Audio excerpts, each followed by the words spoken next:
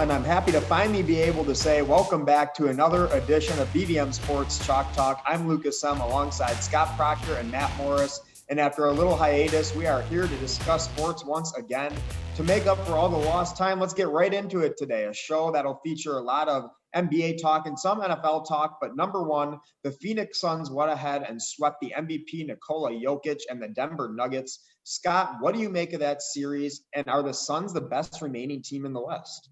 Great question, Luke. Happy to be back. First off, listen, during game 2 of the Suns' opening round playoff series with the Los Angeles Lakers, my preseason title pick, I tweeted that the series should have been a Western Conference Finals because those two teams are the best in the West. And in the 3 weeks since that moment, I believe that's become obvious. Not only do the Suns have impactful role players like Mikal Bridges, Jay Crowder, DeAndre Ayton, who get it done on both ends of the floor, even campaign to a certain extent, and what he's been able to do offensively is somewhat of a revelation since his days in Chicago, combined with the runner-up for Coach of the Year, Monty Williams.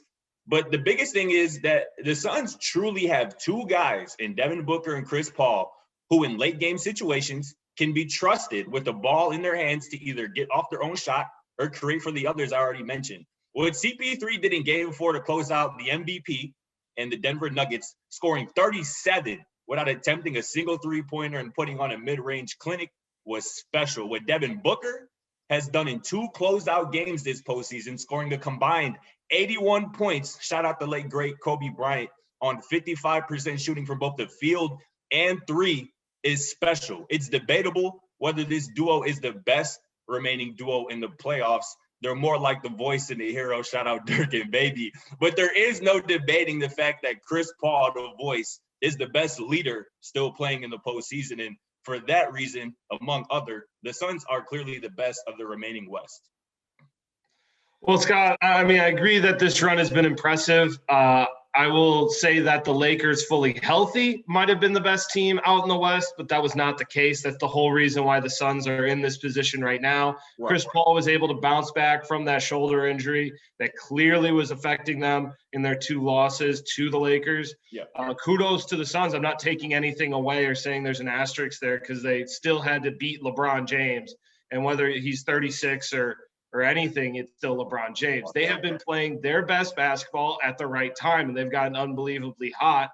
And honestly, like you mentioned, campaign and Mikal Bridges and the role players, but DeAndre Ayton has been the guy that has really impressed me, averaging a double-double, 15 points, over 10 rebounds, and it's kind of been the difference maker, especially when you've been going up against 2 teams that have strong post presences, and obviously with Jokic, the MVP. I really don't like how Jokic had to end the season. I didn't think that was a flagrant. They shouldn't have kicked him out, but the Suns have been amazing. But for me, the best team in the West, and this is all close because that's just how much I think this West is so competitive.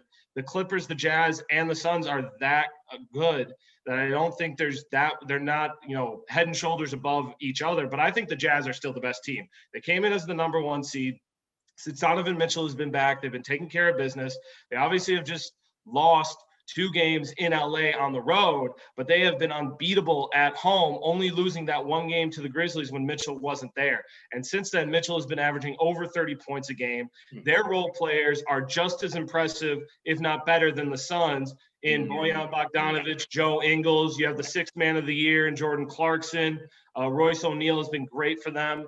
Rudy Gobert is obviously that defensive, player of the year. And once again, at home, they are unstoppable. And that's why I still think that they are going to be the best team, not just because of how good they are and how well they're playing, but Donovan Mitchell is also in that argument for best remaining player because of how he's been playing and the level at which he's been playing. I was impressed on Monday night with how the Clippers defended him, and he still dropped 37.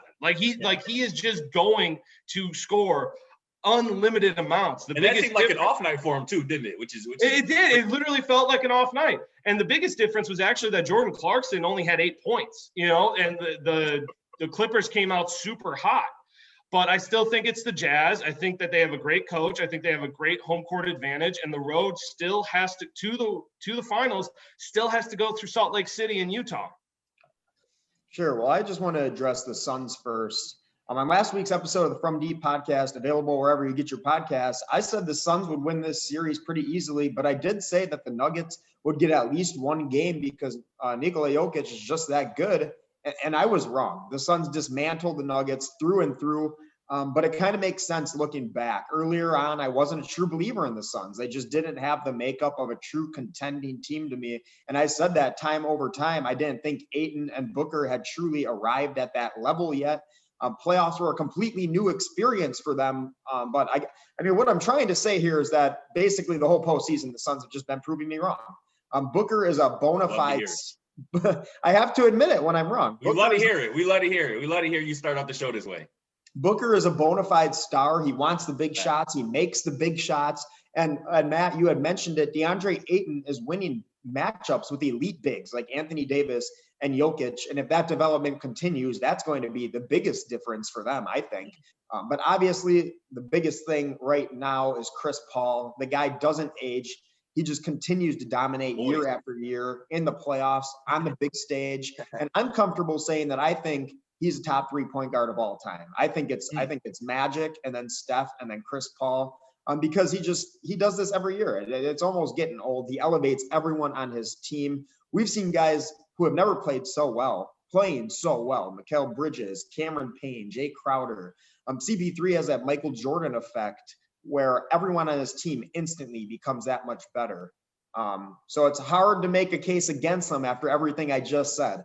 Yeah. But I'm still sticking to my guns and going with the Clippers because they just have that switch. They're able to flip that switch. They have the star power. They have an NBA champion. They have the playoff experience. They're just able to do this when they want to do it. And people want to clown Paul George. Paul George is averaging 25, 9, and 5 in the 2021 playoffs this year on very good percentages. And the deeper they get into the playoffs, the better he seems to be playing. So whatever reason he's getting clowned, that needs to stop. And I've heard people also trying to slander Kawhi Leonard, saying, oh, he can't go both sides of the ball on the entire game. Well, on Monday night, he gave the Clippers 31 points. And I saw vintage Kawhi Leonard on defense. He had one possession where he blocked Donovan Mitchell twice and forced a shot clock violation. Those are the kinds of things I expect from Kawhi, and he does it whenever he wants to do it. So I'm still going to have to go with the Los Angeles Clippers just because they have that NBA championship makeup. Sorry, Mal, I'll pass it to you after this. One more thing on my Phoenix Suns I wanted to just reiterate. The Suns now have won 7 straight playoff games against LeBron James and the MVP Nikola Jokic. They've won those games by an average of 16 points and led by at least 15 points in every game during that span. And here's my thing with your two teams, Matt. Utah, I think, should feel good about themselves knowing that a Game 7 has to be played in Salt Lake City. I think that stadium in Utah has the best home crowd. Yeah, it has the best home crowd. Remaining in the playoffs. That's a tough place to play as an opponent. And Luke, my thing with your Clippers, obviously I have the Clippers preseason before the playoffs even slotted to play in the Western Conference Finals. So if I had to pick, I do expect the Clippers to beat the Jazz. But the thing that scares me about the Clippers is they're just so hot and cold. And the biggest thing is, this is the biggest thing, pretty jarring to me. Luka Doncic is the leading scorer this postseason at 35 points per game. Donovan Mitchell is third this postseason with 32 points per game. What do those two have in common? They both played the Clippers this postseason. That's an issue for a team that should be great defensively. And that's why I think Phoenix has the upper hand of these 3 teams. They really do get it done on both ends. They're also going to have in common that they're going to be sitting at home following their series with the Clippers. So okay, listen. I will be the first to say I don't think anyone, especially at least on this panel, is clowning Paul George. And I don't think we have been for a while now. We shouldn't be, but we know our sports. This is what we do. I know. I understand. But I will say, but it has been Dallas, when they were down 2-0 against Dallas, I was saying that Luka Doncic was the best player in that series to that point. Kawhi clearly stepped up.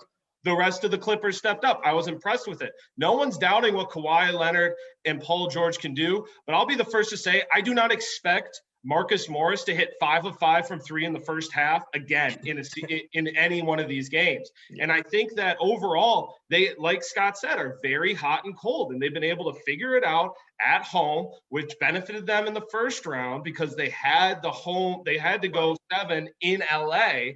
But if you have to go on the road against a Utah team that has been unstoppable at home, and you, to Scott's point as well, are going to give up, 35, probably, maybe even 40 to Donovan Mitchell, I think that the rest of the guys around Utah will get hot and they won't get punched in the mouth like they did in the first quarter, because that was the biggest difference in Monday night's game. If I'm not mistaken, I think in the first round, the Clippers dropped their first 2 games at home, and then and then they went to Dallas and won both. I don't think a home team had won a single game until game 7 in that series. So I'm not worried about home or away. And obviously in Salt Lake City, they got an electric crowd, but that's not something to me that in the NBA, I said it again. I said it, for example, when the Milwaukee Bucks were playing against the Miami Heat, they had lost by 40 and people were saying, oh, the Heat, have a chance because they're going back home. In the NBA, I don't think that makes that big of a difference, especially when you're playing against guys who have been there before and won an NBA championship. They don't care about home or away. That's such an odd thing for you to say as a Bucks fan, right after the Bucks were embarrassed in game 2, and everyone and their mother was like, this series doesn't start until game 3. The Nets still have to win, and the Bucks have to win at home. Listen, I don't disagree with you. Make a great point with the Dallas series. You make a good point. The Clippers did come in and they were able to beat Dallas. That's different than Utah. You can go in and beat Luka Doncic by himself, because the second best player in that series for Dallas was Tim Hardaway Jr. Kristaps was, playoff P. I know you said either on this show or on your podcast, the new playoff P is Kristaps Porzingis. He's done. It's not worth it anymore. This had no help besides Luka. That's why they were able to lose at home. Utah is a different situation. And you can't tell me, especially after the year that we've just had, that home court advantage isn't something when you finally are back and playing, maybe not over a normal season, but when it's the first time in a year that you're seeing a full crowd, energized, excited, thrilled to be there just to be there, and then you have the team playing well and it's the playoffs, that means something. And I genuinely think it does. Matt, you're right. And I mean, I'm honestly now looking at me, you're kind of clowning me right now. You're washing me, because I am the first one to say that the bubble was a very fraudulent place to be playing basketball in. And now you come home to these home arenas, they're just human, just like everyone else. So you feed off that energy in that crowd, and you're right. And I had said the same thing for the Bucks. I figured the Bucks were going to win just because they're a good team. I did think the home court was going to play into that. That's not why I thought they were going to win, but you're right. You make a good point. But what we haven't done yet is talk about the Suns and why we don't think they could win it. I have to bring up the point, and this is maybe a little off track here, but I just have to say it. I feel like it has to be said at this point. Beating LeBron James in this stage in his career, to me, is not a big accomplishment. We talked about this also on the From Deep podcast. Channing Frye, a former teammate of his, said if he's averaging 25 or less points, he should retire. And I agree. He's just not the same LeBron James who he once was. And it's not that big of an accomplishment to beat him and a bunch of scrubs when his next best player, Anthony Davis, is out the whole series. So they went into this Nuggets series with confidence. They matched up well with them. But whether that's something they can do against the Clippers or against the Jazz, I just don't see that in the cards for them. I will say I'm not ready I'm not saying that's disrespectful to LeBron, but I'm not ready It is, Matt. It is. I'm not ready to just kowtow to that idea that LeBron has, hit the cliff and it's all over. It's downhill from here. I'm not ready to say that. What I will say about that Lakers team is they were horribly undermatched as soon as Anthony Davis was hurt. And you saw that as the end of the season came, and we've talked about this on the show, because they fell from, possibly competing for a 4th seed or a 3rd seed, the 3 seed, and they fell to 7 because the rest of that team without LeBron and without Anthony Davis was not good enough to do anything. That's all I'm saying. That would be more of the reason why I'm still questionable about the Suns, Because when you ask, like, who have you played lately? It's like, all right, I expect Chris Paul and Devin Booker to go off when they have a backcourt they're going against of, Dennis Schroeder and, whoever else. That's all I'm saying, man. I'm not trying to say LeBron James is a bad basketball player or anything like that anymore. This just isn't the LeBron James who has taken big Zydrunas Ilgauskas and Boobie Gibson to the NBA Finals. We don't have that LeBron James. We don't even have Miami Heat LeBron James anymore. He's a great basketball player, but I think he's past the point in his career where he's going to put Kyle Kuzma and Alex Caruso on his shoulders and take them, to the NBA Finals. So that's all I'm trying to say about LeBron, at this stage. Scott, you got any thoughts? Because you're awfully quiet about the team you picked. Yeah, I mean, I'm just not really sure where to go with all the slanderous stuff that you've kind of spouted really out of nowhere, considering we haven't really been talking about the Lakers, considering they're sitting at home. But I don't really know I'm not really sure how that correlates to the Suns because, again, yes, they were without Anthony Davis for most of that series, but they were still dominant. They won 4-2. And again, Matt mentioned that the Suns, or the Lakers rather, were overmatched. That's because the Suns are that damn good. They're that damn top heavy and deep when you look at the rest of that roster. And again, you go to the second round, they completely handle the Denver Nuggets. Again, leading by 15 points at least in every single game of that sweep of the MVP, who in many people's eyes was a runaway for MVP. Obviously, again, without Jamal Murray and Will Barton for some games at his disposal. But, you have to play health, take some part into it, especially in the postseason. I know, Luke, you, for example, you're not going to have any problem or a win for the Milwaukee Bucks over the Brooklyn Nets without Kyrie Irving and James Harden is not going to mean any less to you because those two are not in the lineup. So, again, injuries are a part of it. Unfortunately, it's the worst part of sports, and it's the worst time for it in the postseason. But I don't think the Lakers not having Anthony Davis for that entire series or Jamal Murray not suiting up for the Nuggets has a huge bearing on what the Suns have been able to do this postseason. And again, I think they're going to – the first round was their biggest test, in my opinion, just getting over the mental hump of going against LeBron James so early in the playoffs. And I think it'll carry them to the Western Conference Finals and perhaps the NBA Finals. Sure. Well, a lot of teams are back to the drawing board already, the Lakers being one of them, with their seasons having ended, and they are looking forward to next year. There's 4 job openings across the league right now: Indiana, Boston, Portland, and Orlando, and I'm sure there'll be more. But as of now, Matt, who is your favorite available head coaching candidate, and where do you think they should end up? Yeah, well, I'm going to go with a guy in Milwaukee, honestly, someone who has been on the radar of a lot of teams over the last few years and has been gaining a lot of momentum is Darvin Ham, the head assistant coach for the Milwaukee Bucks. He's been with Budenholzer since Atlanta. He's been an assistant coach with the Lakers, the Hawks, and now the Bucks. And as a player, he played 8 years, I believe, in the NBA. He won a title with the Pistons in 2004. And no one has a bad thing to say about him. He's been known as a guy that is great at building relationships with his players. He's a player coach, obviously with his NBA resume. That always helps when you're a coach in the NBA. He's really good at developing young talent, and that's one of his main roles with the Bucks. And he was a finalist for the Pacers job last year. And honestly, hindsight 2020, probably should have gotten the job because obviously the guy they hired did not work out at all. And I mean, Budenholzer, for example, can only say good things about him. I mean, it's hard to put – Budenholzer exactly said it's hard to put words everything that Darvin Ham does. He's incredibly important to me and to our players. I mean, he brings a toughness. He holds everyone accountable. And I think for a team like the Orlando Magic, which have been a playoff contender, not a high-level playoff contender, but a team that has made it to the playoffs and has some talent, and especially young talent. Obviously, they traded – Aaron Gordon and Vucevic away, so they're kind of starting a little bit fresh, but why not bring in a new coach, a new head coach, someone that can help develop this young talent that they have and keep them going in the right direction? And also, Darvin Ham has been, has some Milwaukee Bucks relationships with the Orlando Magic because the old GM of the Bucks is now the Magic's GM. And so I think this would be a situation that would work out for both sides. I like Darvin Ham. I even kind of thought he might be able to look at the Boston job as well, just because of that young talent. But I definitely like Darvin Ham to the Orlando Magic.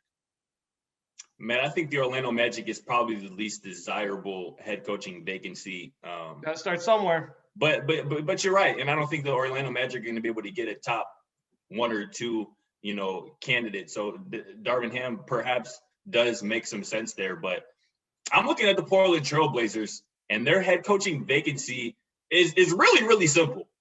Do whatever Damian Lillard wants. This is a bona fide superstar who has not only made it clear that he wants to stay in Portland for whatever reason, but he's made it also abundantly clear that he's dead set on winning a championship.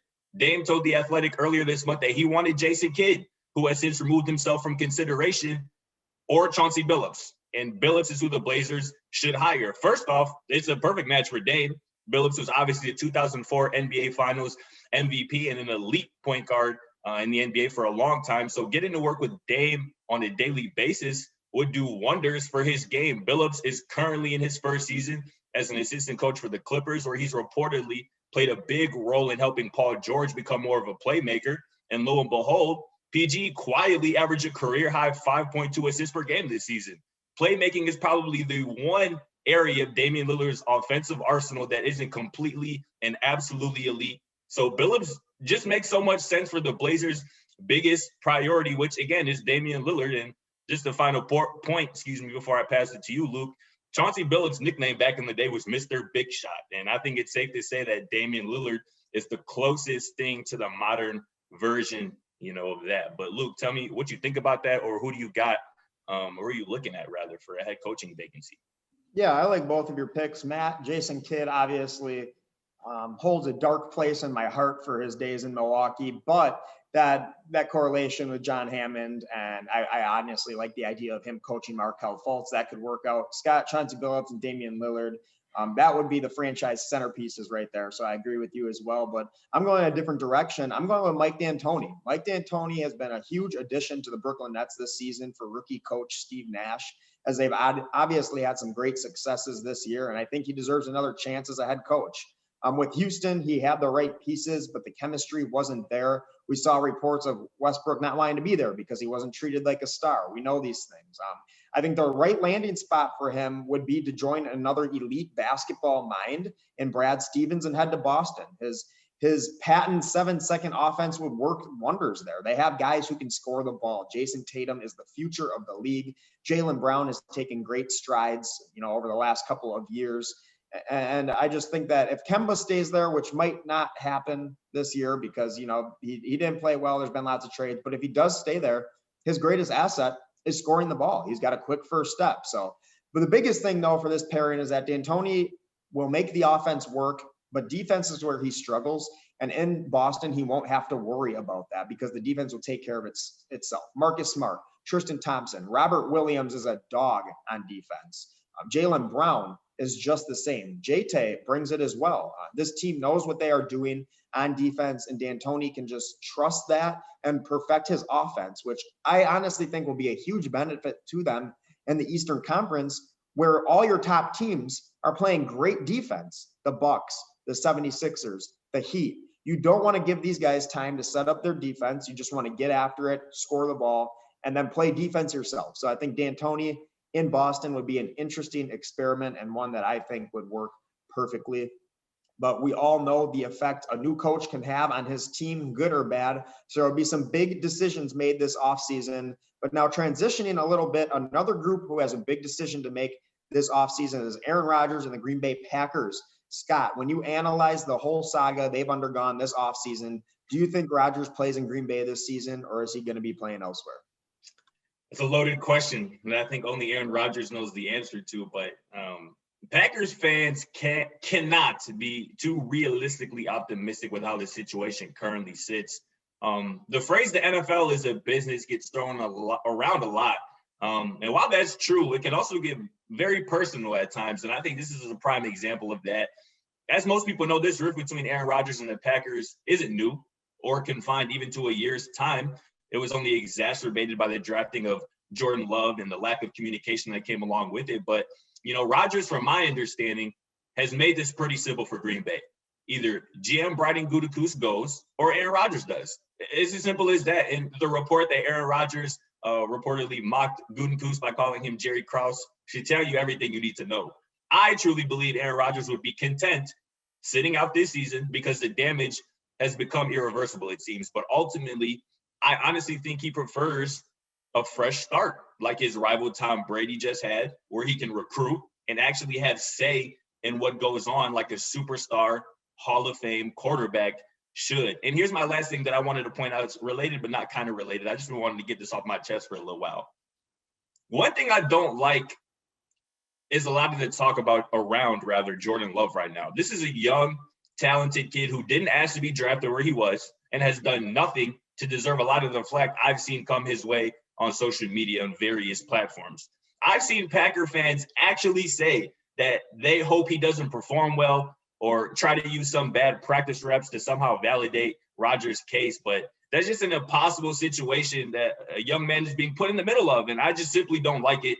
And I, for one, hope Jordan Love has all the success in the world whenever he gets his opportunity. And something tells me that he will. But Matt, what do you think about that? Our Packers insider. Real quick, Matt, before you go in there, real quick before you get in there, Matt, I just have to say, Scott, and I think maybe you and I can both agree. I don't know if you're going to be as stubborn as I am, but Packer fans are just the worst on the planet. And that's probably why, I mean, who cheers against one of their guys, whether he was drafted or whether he was traded up for, whether he's struggling, whether he's really good, who cheers against one of their guys? If I don't like a guy and he comes to my team, you can be rest assured that I am going to support him. That's just another reason on my list of a trillion that Packer fans. Matt, go ahead. I don't know if Scott's the right one to talk about that sort of fan-based stuff, because he was about a month ago, I'm pretty sure he was ready to walk away from the Chicago Bears completely. Absolutely. Ready to peace out. But I don't know. He might agree with the Packer fans. He might be okay. As much as he's supporting Jordan Love, I don't think he gave any of that love to Mitchell Trubisky once. So I tried. I gave him a chance. I can be honest. I gave him a chance. That's all right. But first of all, just on Jordan Love, he has absolutely handled this in great stride. He has shown a lot of maturity in what he's been able to do.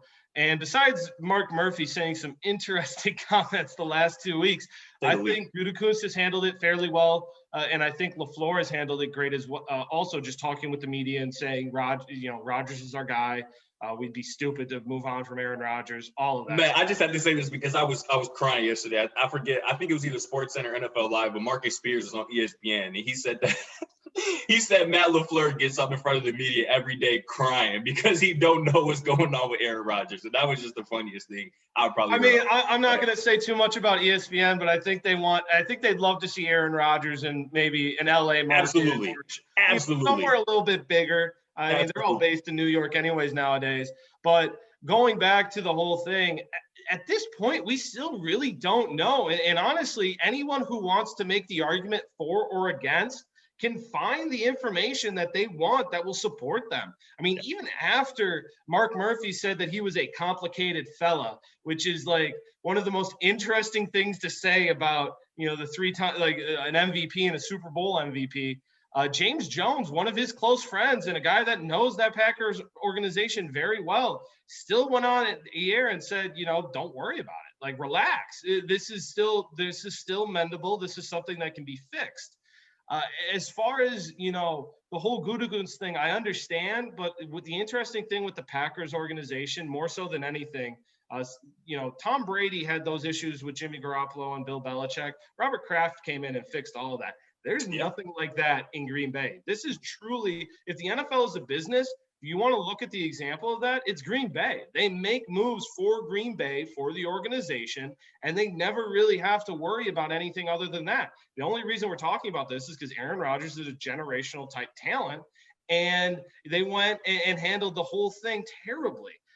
So I think that right now I'm still not willing to say one way or another.